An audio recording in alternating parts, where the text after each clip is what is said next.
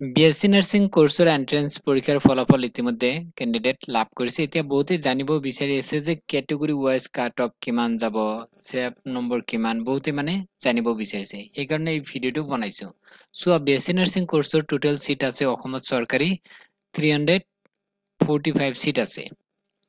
সেইমতে আমি কি কৰিছো, এটা লিষ্ট বনাইছো যে চোৱা, যদি তোমালোকে 65 ৰ পৰা 72 নম্বৰ পাইছে, জেনেৰেল কেটেগৰীৰ কথা কৈছো, মানে আনৰিজাৰ্ভ কেটেগৰী। চোৱা, তোমালোকৰ ৰেংক 300 ৰ পৰা 400 ৰ ভিতৰত চাগে আছে। আৰু চোৱা, OBC যিবিলাক কেণ্ডিডেট 62 বা 68 নম্বৰ পাইছে, সেইবিলাকৰ ৰেংক 400 ৰ পৰা 550 ৰ ভিতৰত ৰেংক আছে। এনেকুৱা হ'ব, আমি মানে কি কৰিছো, এক্সপেক্টেড মানে এইটো কাট অফ এনালাইজ কৰিছো। SC কেটেগৰী যিসকলে 58 বা 65 পাইছে, সিহঁতৰ ৰেংক 500 ৰ পৰা 650 ৰ ভিতৰত আছে। এতিয়া চোৱা, তোমালোকে যদি জেনেৰেল কাষ্টৰ হয়, আনৰিজাৰ্ভ কেটেগৰী হয়, যদি তোমালোকে নম্বৰ 65 ৰ পৰা 72 পাইছে, তেতিয়াহ'লে তোমালোকে এডমিশ্যন পোৱাৰ বেছি সম্ভাৱনা আছে।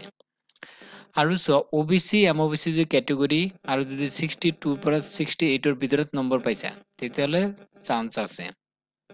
আৰু SC কেটেগৰীৰ যদি 58 ৰ পৰা 65 নম্বৰ পাইছে, তেতিয়াহ'লে তোমালোকেও চান্স পাব পাৰা।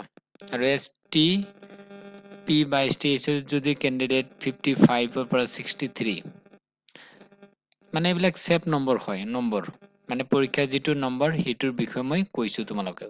মানে বহুতে চেপ আছো নে নাই জানিব বিচাৰিছে, সেইকাৰণে মই কেটেগৰী ৱাইজ এনালাইজ কৰি মানে এনেকৈ বনাইছো। এইটো এক্সপেক্টেড হৈ ধৰি লোৱা হৈছে।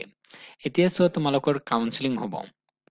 কাউন্সিলিঙৰ নোটিচ এতিয়ালৈকে দিয়া নাই। এতিয়া কাউন্সিলিং যিটো আছে প্ৰচেছ, অনলাইন হ'ব নে অফলাইন হ'ব, বহুতে জানিব বিচাৰিছে। এইবাৰ কি হৈ আছে, মানে DME বোৰত মানে বহুত কাম হৈছে, কাম মানে আৰম্ভ হৈছে। কিবা এই যিবিলাক ৰিক্ৰুটমেন্টৰ আছে, সেইবিলাকৰ কাম চলি আছে, প্লাছ মেডিকেল যিবিলাক MBBS ৰ, সেইবিলাকৰো কাউন্সিলিং প্ৰচেছ সিহঁতে হেণ্ডেল কৰি আছে। সেইকাৰণে কি হৈছে, এইবাৰ মানে শ্ৰীমন্ত শংকৰদেৱ ইউনিভাৰ্চিটিয়ে মানে পাতিছে কাউন্সিলিং অনলাইন। কি কৰ্ছৰ? ডি ফাৰ্ম আৰু বি ফাৰ্ম কৰ্ছৰ। এতিয়া বিএসসি নাৰ্ছিং কৰ্ছৰ কাউন্সিলিংটো অফলাইন হ'ব নে অনলাইন হ'ব, এতিয়ালৈকে কোনো ধৰণৰ নোটিচ অহা নাই, আহিলেই জনাই দিয়া হ'ব। কৰিবা, কমেন্টছ বক্সত জনাবা যে কোনে কিমান নম্বৰ পাইছে আৰু ৰেংক তোমালোকৰ এইটো মতে আছে নে নাই। চোৱা, মই যিটো নম্বৰ এটা এক্সপেক্টেড কৰিছো, সেইমতে আছে নে নাই। চাপোজ তুমি OBC MOBC ৰ কেণ্ডিডেট 60 পৰা 68 ৰ ভিতৰত মানে নম্বৰ পাইছে, সেই অনুসৰি 400 ৰ পৰা 550 ৰ ভিতৰত তোমালোকৰ ৰেংক হ'ব পাৰে। মই কৈছো, তোমালোকে কমেন্ট কৰি জনাবাচোন। যদি এনেকুৱা হয়, তেতিয়া মই অলপ মানে আইডিয়া পাই যাম। আৰু এতিয়া কাম কৰা, ভিডিঅ' ডেছক্ৰিপশ্যন বক্সত আমাৰ হোৱাটছআপ চেনেল আছে, তাতে জইন হ'বা, তাতেও আমি আপডেটবিলাক দি থাকিম।